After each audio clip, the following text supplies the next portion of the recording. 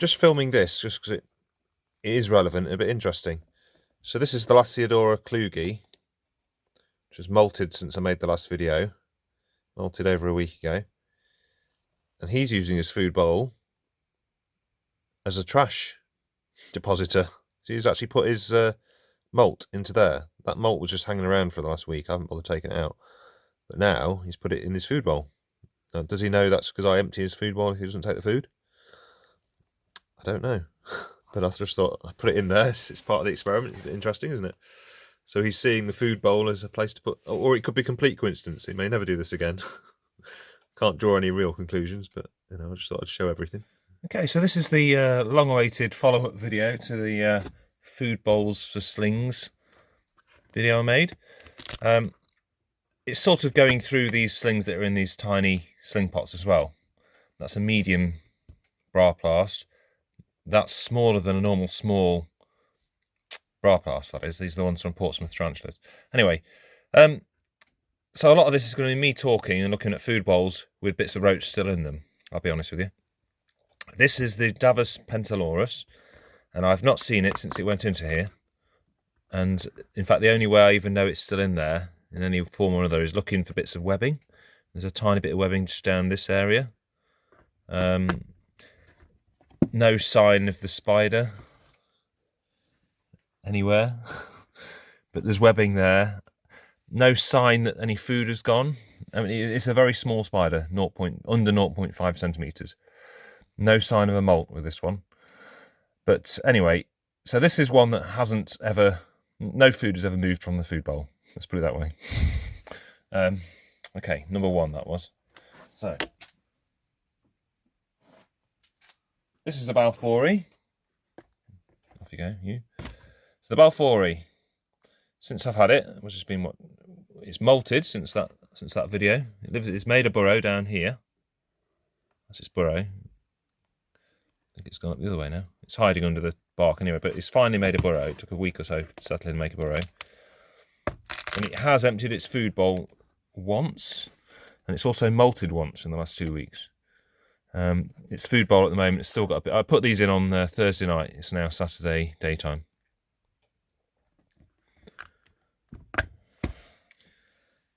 Where was I? Yeah. So the how do you say it? Monocentropus balfouri. Scotch Island blue baboon. Some people say it so easily. So it's made a bit of webbing. But I mean, the main thing I was quite happy about is it's finally made a burrow, and the burrow is in a place where I can see it. So normally I can monitor that spider quite happily. And it has taken stuff out of the food bowl.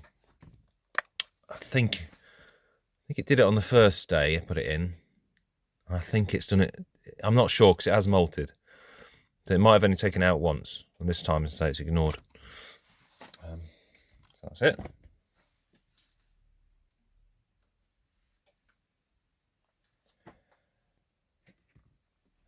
Okay, so this is the, I'm trying to say it properly, Koshana Bruna peas. Okay, this has been a major surprise, this one. Obviously it's a dwarf tarantula, but I would highly recommend one of these. Look at the size of it now. So it's molted. Oh, I scared it off. It's molted. It even look, yeah, it's in pre-molt again now. So it molted about a week ago. I think I left the molt in. Looks like it's a bit torn up. But it's, you see how it's out there, sat on the food bowl. It's emptied the food bowl this time. So that's twice in a row it's emptied the food bowl. That's good. It needs a bit more in there, doesn't it? I just highly recommend this spider. I know it's a dwarf, it's not going to get huge. But as a sling, it's a nice little sling. I've got a soft spot for them. I think they're going to look really cool.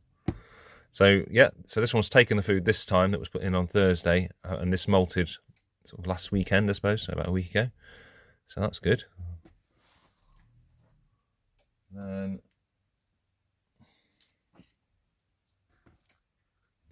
next we've got the, trying to say them right, Orphnaecus SP cebu, which, has it molted? I can point out where it's den is. This one has never taken any food, never shown any signs of anything other than the little den it's made there. You see that sort of web tunnel? If you can catch that just there. I thought that was molt there, but it's not. So I've never seen this one since the day I put it in, and it's another tiny one. So this and the Davus pentalorus have sort of vanished, but both have got little web things that show that they still exist. Okay. So next we've got the klugi, Lasiodora klugi. Now this one has taken it from there on one occasion. It has molted as well within the last 2 weeks. It's always out. It's not tried to burrow or anything like that. See it there. It's when I'm doing this, it doesn't seem like it knows where it's going. See what I mean? It's like darting over this way and that way. It's not as nowhere near like the old worlds. It does move around a bit, and it's not quite as relaxed as the Brunipes, the K Brunipes, I'll call it. But yeah, I'm quite happy with that. So it's a mixed bag with this one. Okay. Now the main success of this, I'll say these have all been fairly mixed.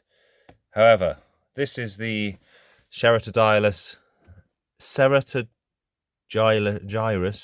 darlingi. You can probably see it right at the back here. It's terraformed, the whole little pot it's in. It runs around a lot. Oh, there it's popping out that hole now. So in that hole, out that hole. So I can't take the top off anymore because it's now webbed to the top. This one has a habit of filling its water bowl.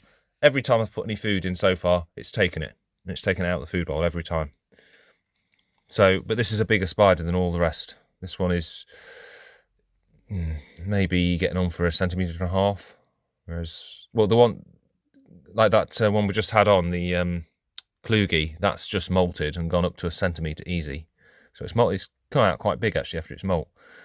And I say the K Brunipes is now just under 1 centimetre, and that was about 0.5. So yeah, so the ones that have molted have grown fast, to be honest, or grown quite a lot. But as I say, this one hasn't molted just yet, but it's eaten 3 times at least. So that's good. And then as I'm doing this, I might as well just talk about some observations with some other things. That was that. This is my Chilobrachys species Vietnam blue. Chilobrachys discolus, I think its real name. You going to see it? Oh, I don't know if you saw that. It darts around at the back there, but it's getting difficult to see because of the amount of webbing. But what I'm trying to show you is, look at this, it's the awesome enclosure it's done. So it's left. This is like the pumpkin patch. It leaves a little sort of feeding hole within the tunnel. It's in my opinion, it's sort of like as if it's learned that the food comes in here and the watering goes in there. That one, it's never failed to eat yet, and it's not molted as far as I've seen. It's just not. Yeah, I'm just waiting for maybe 1, possibly 2 molts, and then I've got a fancy enclosure I've made for it. And I'd say this is even more interesting. So that's that. This is the H. gigas. Now, it's sitting in the water bowl, in that purple water bowl, right now. I don't know if we'll actually get to be able to see it as such. Oh, it darted off. It's over here now. But the interesting thing about this, I know they like moisture, they like a watery place, but its burrow is actually down underneath the water bowl, down here. So although it's shot off, sorry, not on video, it's shot off over here at the moment, it's typically, it shoots straight down past the water bowl, down here underneath the water bowl, and that's where it likes to live. And the way it's got it set up at the moment, it's very rare that there's any water in the water bowl. So it's something is wicking the water bowl. I mean, when I say wicking, I mean I can fill it up and within a few hours it's gone.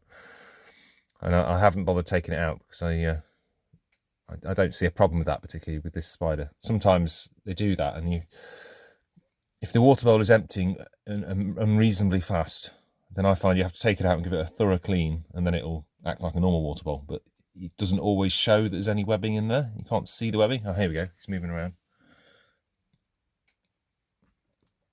Yeah. So he's been quite relaxed for him actually today. There he is. I'm putting the water in, he's sort of jumping in the water bowl.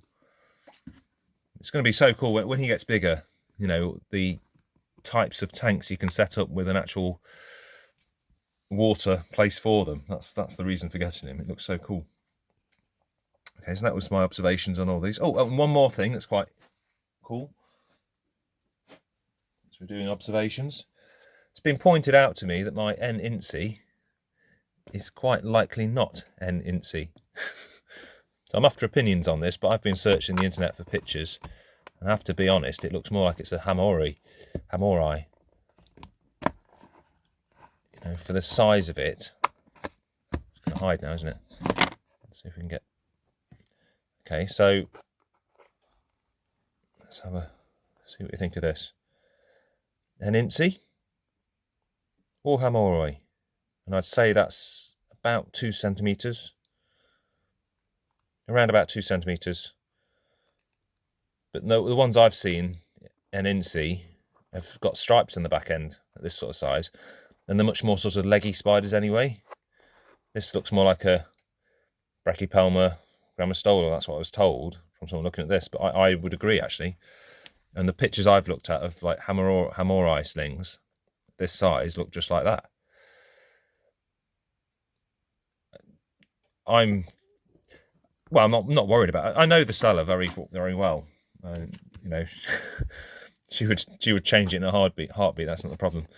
But I'm finding it quite cool. I don't mind. It might be nice to see what it turns out to be. I think hamori, to be honest, and I've already got a hamori, but you know, I wouldn't mind if it was hamori. Bughut came from, so I think it's a mix-up. Anyway, there we are. I'll probably have to edit this a little bit because it's going to go on too long. But people wanted to know, so I can say that it's a mixed success. 2 of the spiders have almost always taken it. 1 has taken it once. But at this size, the spiders, they're generally going into pre-molt and out of pre-molt so quick at this sort of size. I keep them heated. I have to be honest, it's around 28. It varies because they're stacked up. So the ones at the top are at 28 and the ones at the bottom are more like probably 26. But I move them around. So that's why they're molting quick. They're molting every sort of 2-3 weeks, something like that. And I'm feeding them 2 to 3 times a week. So, which, you know, I know it's a lot, and I'm heating them a lot, I'm feeding them a lot, I'm expecting them to molt a lot, but I want them past this tiny stage quick. I'm not going to hide the fact. That's what I want to do. Anyway, thanks for watching. Hope that cleared things up for you. There'll be maybe a future episode on this one day, but we need a few more results.